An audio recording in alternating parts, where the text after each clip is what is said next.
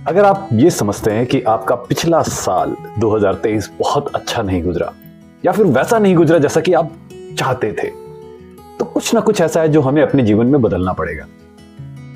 Hello and welcome, my name is Piyush Shrivastava from Mind Magic, where we are committed to bring magic to your life. और आज मैं बताने वाला हूं ऐसे 7 स्टेप्स जिनको फॉलो करने के बाद आप अपने नए साल को 2024 को एक बहुत ही बेहतरीन साल बना सकते हैं।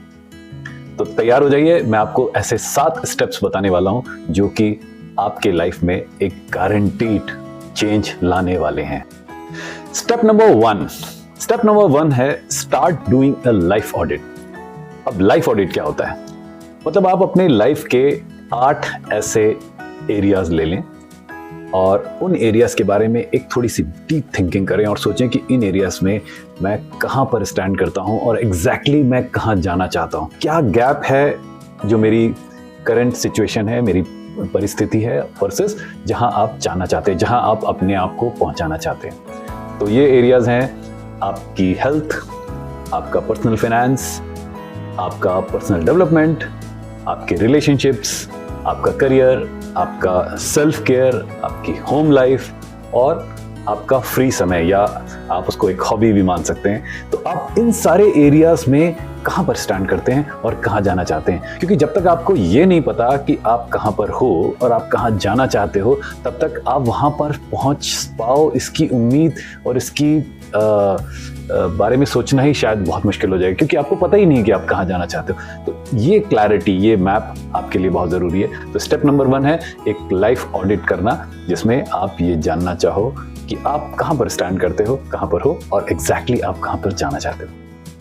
स्टेप नंबर 2 है अपने माइंडसेट को शिफ्ट करना। देखिए, लाइफ को देखने के 2 तरीके होते हैं। लाइफ आपके सामने कुछ सिचुएशंस लाती है, कुछ सर्कमस्टांसेस लाती है जो कि सब कुछ अच्छे नहीं होते हैं। अगर मैं अपने बारे में बात करूं तो शायद मेरा भी 2023 बहुत अच्छा नहीं गुजरा। बहुत सारी चीज़ें थी, बहुत सारी समस्याएं थी, लेकिन लाइफ को देखने के हमेशा 2 नज़रिए होते हैं। एक बार आप जब उस सर्कमस्टांस की तरफ देखते हैं, उस सिचुएशन की तरफ देखते हैं, तो आप ये सोच सकते हैं कि ये तो मेरे साथ बहुत बुरा हो रहा है, और आप एक तरह से एक नेगेटिव थॉट प्रोसेस में चले जाते हैं और आप एक विक्टिम मोड में चले जाते हैं। और मैं ये नहीं कहूँगा कि मैं इस थॉट प्रोसेस में नहीं गया या मेरे साथ ऐसा नहीं हुआ, लेकिन ऐसा होता है। और अगर आप वो करते हैं तो आप एक नेगेटिव थॉट पैटर्न में चले जाते हैं और जो आपके साथ हो रहा है वो उससे कहीं ज़्यादा आपके साथ होने लगता है, और इवेंचुअली आप जो चाहते हो उससे बहुत दूर जाते हो। तो कहीं ना कहीं आपको रुकना पड़ेगा, पॉज लेना पड़ेगा और अपने माइंडसेट को शिफ्ट करना पड़ेगा और ये देखना है कि हम उस सिचुएशन को किस तरह से लें। हम उसको एक विक्टिम माइंडसेट से लें, या फिर हम ये देखें कि इसमें मैं बेस्ट क्या कर सकता हूँ। आप सब कुछ वो नहीं कर सकते जो आप चाहते हो, लेकिन कुछ ऐसा है जो आप कर सकते हो। तो जो बेस्ट आप कर सकते हो वो करो, सिचुएशन को अपने आप आगे बढ़ने दो, अपने आप हैंडल होने दो, और इवेंचुअली यू विल फाइंड कि ऐसा करने से आपकी लाइफ में वो सिचुएशन, वो समस्या धीरे धीरे करके डाइल्यूट हो जाएगी। Point number 3, make a clear vision. देखिए, आप आज की डेट में, आज की सिचुएशन में यहां पर स्टैंड करते हैं और आपने अपनी लाइफ को ऑडिट किया और आपको मिला कि मुझे यहां पर जाना है। तो जो जाना है वो आपका विजन है, वहां पर आप पहुंचना चाहते हो। अगर आप उसके लिए काम करोगे तो आप धीरे धीरे एक ना एक दिन वहां पर पहुंच जाओगे। लेकिन अक्सर क्या होता है कि हम अपने विजन को भूल जाते हैं और जो डे टू डे लाइफ की सिचुएशंस होती हैं, समस्याएं होती हैं, उसमें इतना ज़्यादा उलझ जाते हैं कि उसकी खींचातानी में लगे रहते हैं और उस लाइफ सिचुएशन की वजह से उस विजन को भूल जाते हैं जो कि हमारा अल्टीमेट ध्येय है, अल्टीमेट गोल है, जहां हम पहुंचना चाहते हैं। तो उस वहाँ पर पहुँचने की जो एक पॉसिबिलिटी है वो अपने आप में बहुत रिड्यूस हो जाती है, क्योंकि आपका कोई एफर्ट, कोई मूवमेंट, कोई एक्शन उस डायरेक्शन में नहीं हो रहा है। तो इसलिए बहुत ज़रूरी है कि आप अपनी लाइफ का एक विजन बनाएं और उस विजन की तरफ देखें और धीरे धीरे उस विजन की तरफ मूव करना शुरू करते हैं। So point number 3 is to make a vision for yourself. Point number 4, work on yourself. अक्सर हम जब आप एक लाइफ सिचुएशन में फंसे होते हैं तो हम ये सोचते हैं कि मेरे साथ ऐसा हो रहा है, मैं लकी नहीं हूँ, या मेरी किस्मत ख़राब है, या मेरा हॉरोस्कोप ठीक नहीं है, या मेरे ऊपर शनि की दशा है, या ऐसा कुछ मन में विचार आ रहा है जिसकी वजह से कोई ना कोई एक रीज़न हम बना लेते हैं, जिसकी वजह से हम ये कहते हैं कि हम उस जगह पे नहीं पहुँच पा रहे हैं. So the biggest cause, the biggest reason of why you're not able to reach there is that you are not working on yourself, because इन सब में आप बहुत इंपॉर्टेंट हो, और जब तक आप अपने ऊपर काम नहीं करोगे तो ये अपने विजन तक पहुंचना, अपने लक्ष्य तक पहुंचना ऑलमोस्ट इम्पॉसिबल है. So you have to work on yourself. आप ऐसा माने कि अगर आप अपने विजन की तरफ देख रहे हैं और आप उसकी तरफ बढ़ रहे हैं और आपको एक क्लियर रास्ता नहीं दिखाई दे रहा है, एक धुंध है, एक कोहरा छाया हुआ है, और आप अपनी गाड़ी से जा रहे हैं और गाड़ी की लाइट जल रही है, आप मुश्किल से 100 मीटर देख सकते हैं और आपका जो विजन और आपका गोल जो है वो किलोमीटर्स दूर है, लेकिन आप उस 100 मीटर को देख सकते हैं. और जब आप 100 मीटर आगे पहुंचेंगे तो और 100 मीटर को देख सकते हैं, जब आप 100 मीटर और आगे पहुंचेंगे तो और 100 मीटर को देख सकते हैं. तो अगर आप अपने विजन को ध्यान में रखें और धीरे धीरे करके उसकी तरफ बढ़ें तो एक ना एक दिन आप अपनी गोल की तरफ जरूर पहुंचेंगे.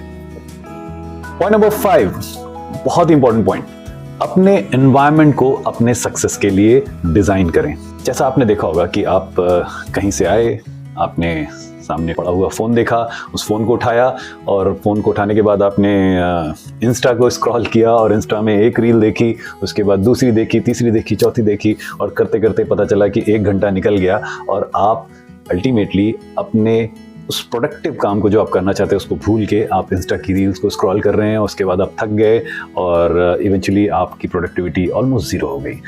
इस तरह से आपका एनवायरनमेंट आपको इन्फ्लुएंस करता है.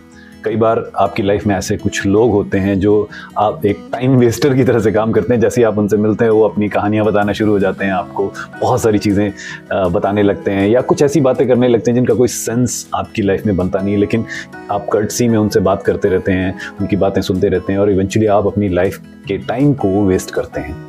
तो अगर आप अपने एनवायरनमेंट को ऐसे डिज़ाइन कर पाएँ जिसमें कि उन चीज़ों को सामने रखें जिससे जो आपको अपने गोल की तरफ लेके जाए. जैसे फॉर एग्जांपल एक सिंपल सा कैलेंडर, और उस कैलेंडर में ये मार्किंग कि मेरा इस डेट का ये गोल है. अगर वो आपके डेस्कटॉप पे और कहीं पे सामने रखा हुआ है तो every time you look at it, क्या होगा कि आप उसको देखते ही सोचोगे नहीं मुझे करना है, और इमीडिएटली आप उस गोल की तरफ बढ़ना शुरू हो जाओगे. अगर आपको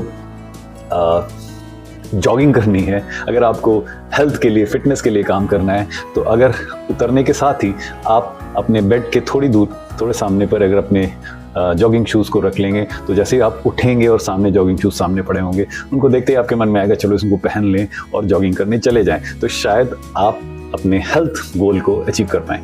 तो इस तरह से आप अपने एनवायरनमेंट को डिज़ाइन कर सकते हैं ताकि वो आपके फेवर में काम करे, आपके गोल की तरफ काम करे, ना कि आपके अगेंस्ट काम करे. और अगर हम अपने एनवायरनमेंट को ऐसे छोड़ देते हैं तो वो बहुत क्लटर्ड हो जाता है और उसकी पॉसिबिलिटी बहुत रिड्यूस हो जाती है कि वो हमारे लिए, हमारे विजन, हमारे गोल की तरफ काम करे. सो design your environment for your success. Point number 6 is learn new skills and improve upon your existing skills.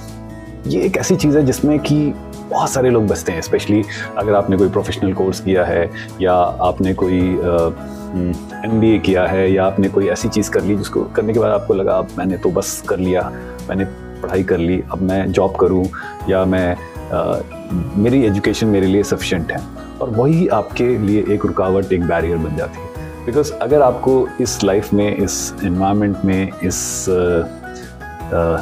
Planet पे आपको आगे बढ़ना है तो आपको अपने स्किल को, अपने टूल्स को हमेशा शार्प करते रहना पड़ेगा.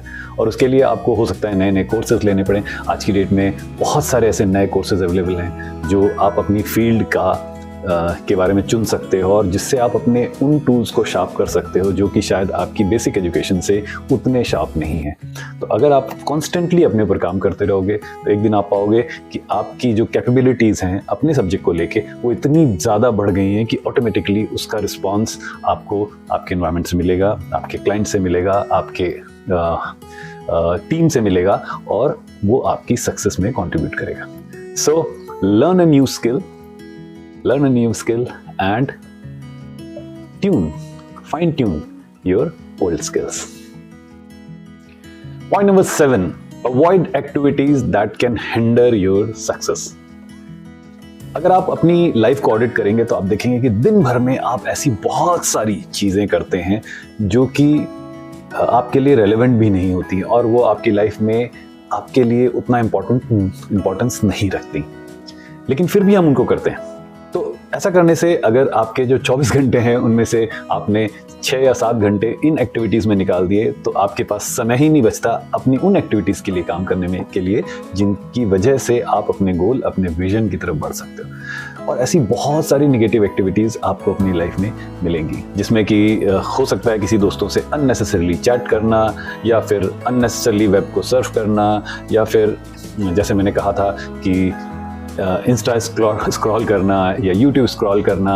और कई बार आप कुछ जानना भी नहीं चाहते, कुछ देखना भी नहीं चाहते, लेकिन फिर भी आप स्क्रॉल करते रहते हो और अपना टाइम पास करते रहते हो और इवेंचुअली आप वो नहीं कर पाते हो जो आप करना चाहते हो। तो ऐसी बहुत सारी नेगेटिव एक्टिविटीज़ होती हैं आपकी लाइफ में जो आपको आपके विजन की तरफ ले जाने से रोकती हैं, क्योंकि वो आपके टाइम को इतना कंज्यूम कर लेते हैं कि आपके पास समय ही नहीं बचता आपके रियल गोल, आपके रियल विजन की तरफ जाने के लिए। तो ये मेरे 7.7 निगेट्स जो मैंने कहीं से पढ़े थे, इसलिए मैंने सोचा कि मैं उनको एक वीडियो में कन्वर्ट करता हूँ और आपके सामने पेश करता हूँ, ताकि शायद इनमें से आपको मदद मिल सके और आप अपने 2024 को बहुत ही खूबसूरत बना सकें। So thank you for watching this video.